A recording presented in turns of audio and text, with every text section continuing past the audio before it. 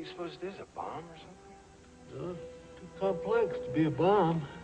I don't see any moving parts. I wouldn't touch that if I were you.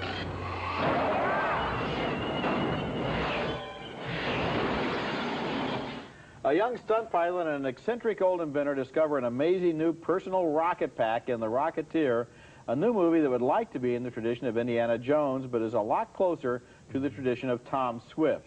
The movie stars Bill Campbell as the pilot who uses that one-man rocket device to become famous in the late 30s as a figure called the Rocketeer. Scenes like this one have a certain innocence to them, as the hero and his best pal are amazed by this wonderful new gizmo they've discovered.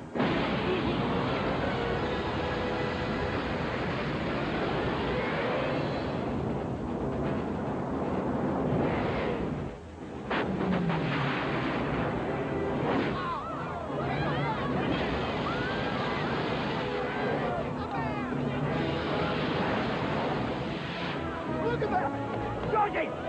Tell me that you're getting this! I'm getting it! I'm getting it! I don't know what it is, but I'm getting it! With flights like this, the Rocketeer becomes a media hero and attracts the attention of a Hollywood star played by Timothy Dalton. Undercover, Dalton is a Nazi spy trying to steal the rocket. Okay. Paul Sorvino is the mobster he hires to help him do it. You don't need my services anymore. You can take it from here. And I'll tell you what, you pay me what you owe me because you're half a lunatic anyhow. Yeah, shoot! I will not rocket Eddie. Not next week, not tomorrow, now. To get to the Rocketeer, Dalton tries to seduce his girlfriend, Jennifer Connelly. Campbell warns her of the danger she's in. Listen to me for a I'm minute. jealous. You found out that I was here with Neville and No, your son. I'm not jealous. Listen, Jenny, Bigelow's been murdered. Murdered? You remember at the studio what I told you about the rocket we found? Well, the people that are looking for it murdered Bigelow to get to me. And now they're after you. The climax has the Rocketeer in a showdown with a Nazi Zeppelin and a lot of special effects. Up on the dome! It's him! It's the Rocketeer!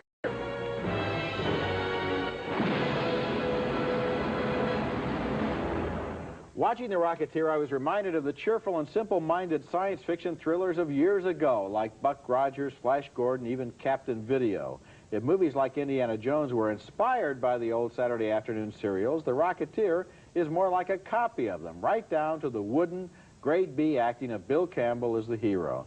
The Rocketeer doesn't have any charisma as a character, and the plot's pretty dumb, but in an innocent way, this movie is good-hearted and entertaining, and I liked it, but I wish it had had a little more edge to it. Well, I think the point was not to have too much edge to it, save for the fact that they do treat the Nazis as true bad guys. They don't trivialize them. There is, within this picture, quite an amazing little fake documentary Nazi film that was done very, very well. So they're not just trotting them out as cardboard stock villain figures.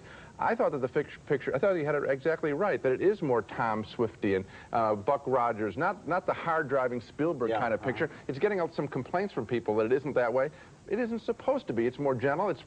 I thought it was a lot more fun than the last Indiana Jones picture. I had some questions about that Nazi propaganda film. It shows hordes of Nazis flying in their one-man rocket suits across the Atlantic to conquer America. Now, Gene, I had some questions, such as, would you get sunburned if you flew 4,000 miles? Would you run out of gas? Would your heels get singed by the rocket exhaust? I don't think...